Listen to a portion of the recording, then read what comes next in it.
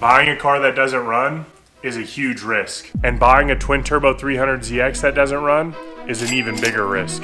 These cars are not only notorious for being hard to work on, but extremely expensive and difficult to maintain. But despite that, I think I could rebuild and restore this 300ZX to be better than it was when it came from the factory. So far, we've been able to rebuild the engine with improved turbos and doing all the maintenance that was missed on this engine for the last 9 years. And I gotta say, it turned out pretty good. And since we live in Arizona, we gotta make sure this AC is blowing ice cold, and by the look of this evaporator, I don't think it currently is. Since my Z is a 1991, it still runs on R12, and to make this AC system much more serviceable, we're going to be converting it to R134a. We removed the evaporator when we were doing the wiring harness. I ended up buying an evaporator box from a 1994 300ZX to fit the new expansion valve and evaporator into it. I also got a refresh kit off of Rock Auto that comes with all the O-rings that you need to replace. It comes with a new expansion valve and a dryer, as well as the oil needed for this conversion. There's not much information about the 94 box fitting into the 91Z, but I figured they probably didn't make too many changes to the chassis itself so we can make it fit. So I removed the old evaporator from the box and I began the retrofit. I took the new evaporator that I got and I installed the new expansion valve onto it.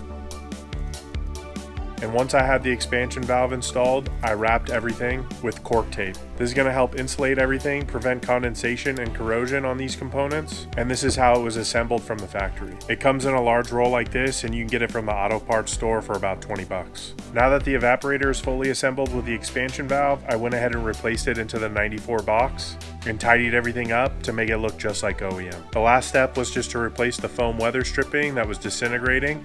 This is going to help get a good seal between the rest of the AC system. And with that, it's ready to go back into the car. Now I wish I could say this went smoothly, but I actually spent quite a bit of time wrestling this thing in. And it wasn't until I finally asked my wife for some help, where she came in from the engine bay and guided the 2 lines through the firewall. Well, we have good news and bad news. The good news is we finally got the evaporator box in. The bad news is it doesn't really fit. So either we're gonna have to go back to the old box or we're gonna have to get a little creative. I'm gonna choose to get creative. So you can see the tab here is not lining up, and I'm guessing this has something to do with the newer cars having airbags. And as you can see, my car does not have an airbag, so the fitment is not the same. And the tab on the original box is a little bit longer, so what I'm gonna do is I'm gonna use some of this metal strapping here, and I just tied it up. That way I get a snug fit on all my connections to the other ducting and the AC system. And I think this should complete the retrofit for the 90 up and plus evaporator box on an earlier model 300ZX. I ran a little solvent through the lines to flush them out, and then I put some new O-rings and connected the lines to the evaporator box going through the firewall. Next, we went through all the lines and changed every single O-ring at each of the different fittings.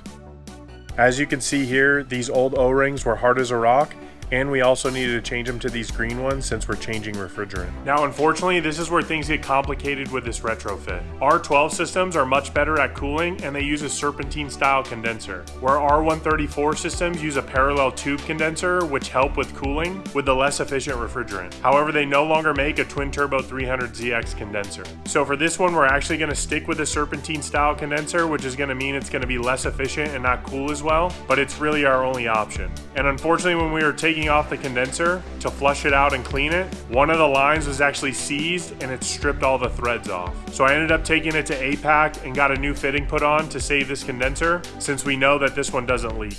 Once the repair was made, I went ahead and thoroughly cleaned the condenser just to make sure that we get the best airflow possible. And then we installed it. And here you can see the repaired fitting. Since the AC compressor is also discontinued, we're going to test the original one we have and make sure it's good before we run with it. To do that, we're going to test the clutch with a multimeter, and we want it to be between 3 and 5 ohms. You can see this one's right around 3.4. And then next we're going to test to make sure that the clutch engages and disengages when we apply 12 volts to it. So I'm using a car battery here. I'm just going to connect the positive to the connector, and then again I'm going to ground it to the body. And we want to look to make sure that the clutch moves.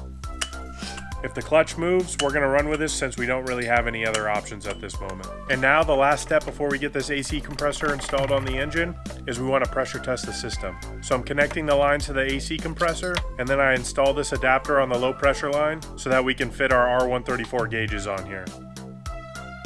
Once we have the gauges installed, we're going to connect it to a vacuum pump, and we're going to run this pump for 45 minutes, and then we're going to let that system hold the vacuum to see if there's any leaks.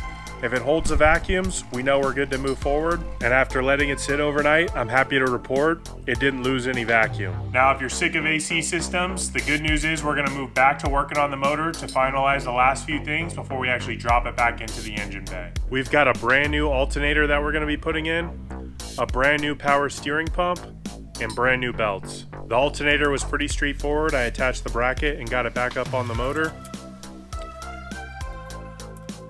For the power steering pump, I had to transfer some of the fittings from the old power steering pump to the new one, and then I was able to mount it onto the motor. Then I placed in the final woodruff key and got the crank pulley back on. I tightened down the bolt as best as I could, but we're going to actually torque this once we get the motor back in the car and we can lock the flywheel with the transmission. Then I attached the water pump pulley, and I have a brand new fan clutch.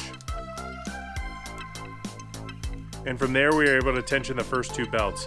There's no hard and fast rule on tensioning these belts, but you want to make sure that you don't over tighten them. It's better to be a little bit loose here. And we can't forget the AC compressor we worked so hard on. Once I had it cinched down, I went ahead and filled it with about 5 ounces of oil. That way it's good to go when we get it into the car. And we've got a brand new battery starter harness and a brand new alternator transmission harness. We ran the battery harness through the back of the engine. This is going to ground out on the transmission mount, and it's going to run up to the battery. The alternator transmission harness runs along the side of the engine and controls things like the oil pressure sensor, the alternator, and it runs under your headlight.